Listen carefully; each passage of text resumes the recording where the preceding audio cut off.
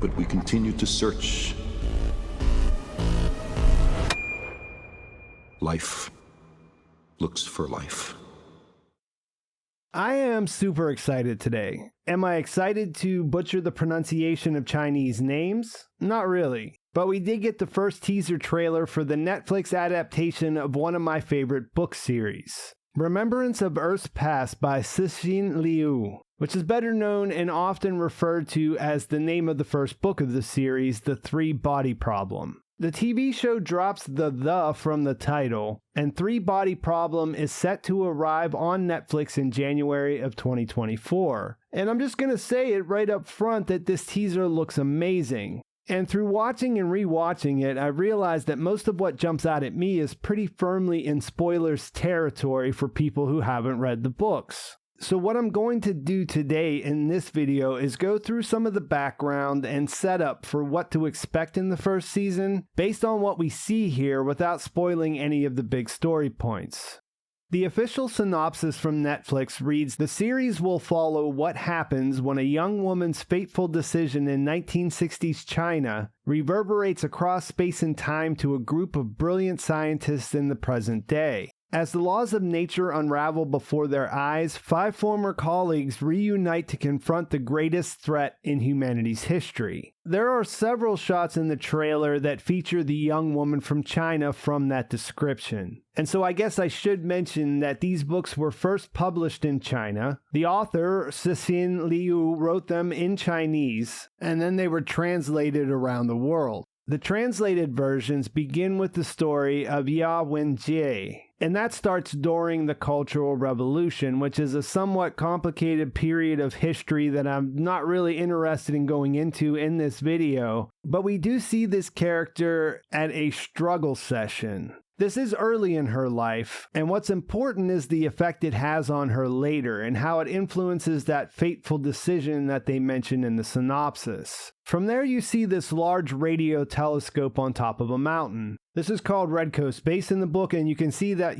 works there. This is a radio telescope in a remote location, and these shots are really promising. They look great, which indicates that the show is operating with a healthy budget, and also I can instantly recognize what's happening in them. The shots shown here are important, and it looks like they did a more than competent job of bringing them to life. This is what got me excited initially, because if Three-Body Problem works, it'll be bringing 2 of my favorite things in the whole world together. An epic sci-fi series that spans a vast amount of time, and a high-quality multi-season TV show. What I loved about these books were the concepts they explore and the questions they ask you to consider. What I love about TV is that it's a visual medium, and when it's done right, it can do a great job of exploring character. So when I think of a good adaptation, I'm not looking for a chapter-by-chapter retelling. I'm looking for something that brings those concepts to life by using the tools the visual medium has at its disposal.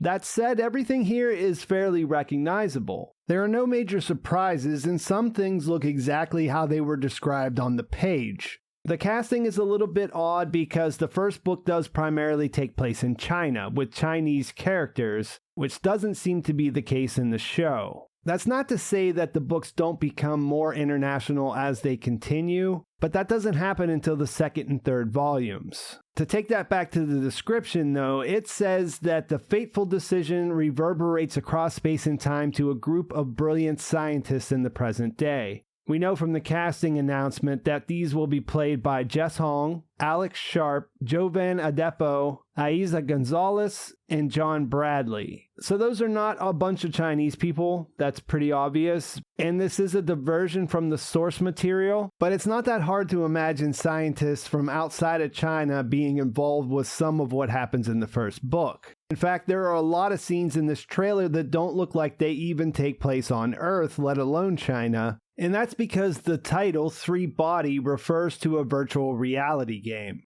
This is where most of the fantastical shots in the trailer come from, and it looks like we see some of those scientists playing the game. There's one good shot of the headset, and then other shots where you see temples, pyramids, armies flying through the air, and some of those scientists wearing robes, which I would guess is all inside the VR environment. One of the names I was surprised to see on the character announcements was Sofon, which is a character that doesn't get involved with the story until later. She's played by C. Shimooka, and I noticed the katana strapped to her back right away, and I guess her being in the game would work. The game has a sort of narrator that it's just a voice as far as I can remember, so adding a body would be a visual upgrade, and that will also set up some interesting stuff for later on in the story. I guess the character swaps are what they are. They could add some depth overall, and it is kinda nice to see Game of Thrones alumni John Bradley. There hasn't been much promo material circulated around, but the few shots of them filming that are out there look intriguing enough. They bring to mind that last line in the description. As the laws of nature unravel before their eyes, 5 former colleagues reunite to confront the greatest threat in humanity's history. And I'll tell you, that threat and the way people react to it is what drives this series. I mentioned being in love with the concepts earlier, and the teaser does a great job of sparking interest in those through a voiceover from Carl Sagan. He says, "As children we fear the dark. Anything might be out there. The unknown troubles us. There are those who say we should not inquire too closely into who else might be living in that darkness. Better not to know. But we continue to search. Life looks for life." I believe this originally came from his TV series Cosmos, but when I looked the quote up, I found this series of tribute videos called Sagan Series. This is from the second one that's titled Life Looks for Life, and I'll put a link to that in the description. Life Looking for Life is an interesting starting point. Red Coast Base and the radio telescope there might give you a hint about how things develop. What's great about this quote, which is edited down to fit into the teaser, is that it points out 2 opposing views in relation to the search for extraterrestrial life. Perhaps the more logical approach, that we shouldn't inquire too closely, and then the one that's more in line with our human nature, which is, of course, life looks for life. One other thing I have to mention is that there are a couple of scenes in this teaser that aren't from the first book, which I think is likely because the story isn't completely told in chronological order. As new characters are introduced, we learn where they were in relation to other events. And considering the show has complete information to work with, I don't see a problem with introducing some of these characters earlier when those things are happening, so that viewers will already be familiar with them rather than using flashbacks when they show up later. So besides that, I don't see anything in the trailer to say that they're covering more than the first book. I don't think they're trying to cram all of it into the first season or whatever. We do know that there are 8 episodes, but we don't know the episode lengths. So I think for the most part, season 1 will end in the same place that the first book does, chronologically. So again, I'm super excited with how this looks and think there's real potential for this to be a great adaptation. You probably noticed the text that says from the creators of Game of Thrones. That is referring to David Benioff and D.B. Weiss, who were the showrunners of that show and who are the showrunners here, and they've joined forces with Alexander Wu as co-creators. I imagine this will bring up some sour feelings for some fans, but let me remind you that seasons 3 and 4 of Game of Thrones were some of the best TV ever produced, period. Regardless of how you feel about how the series ended, these guys have proven that they can manage an adaptation of something that was considered to be unfilmable, and that may come in handy as Three Body progresses. This is just the beginning of the story, and the scope and scale get insane from here. I think it's worth saying that there are some real challenges ahead, but the reward could well be worth the risk if they can pull it off. Plus, the story is complete.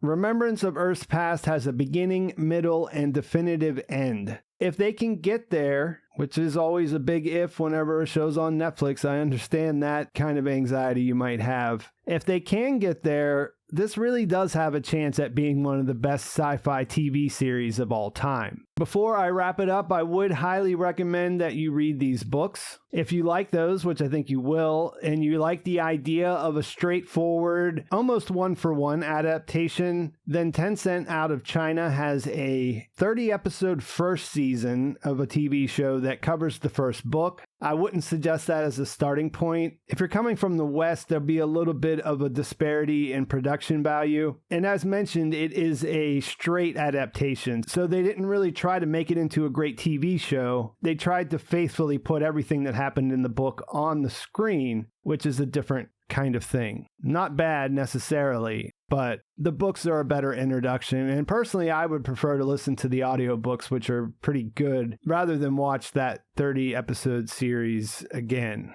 You can find that on YouTube if you're interested though. This teaser has so many shots I can't wait to see. There's this one with the number scrawled on the wall that is related to the thing that hooked me into the series initially when I read it. You might recognize Benedict Wong here. He's playing one of my favorite characters, Da Shi. And there are a couple of other Game of Thrones connections. Jonathan Pryce and Liam Cunningham will both appear. Cunningham is particularly funny to me because the character he plays is very un-Davos, if that makes sense.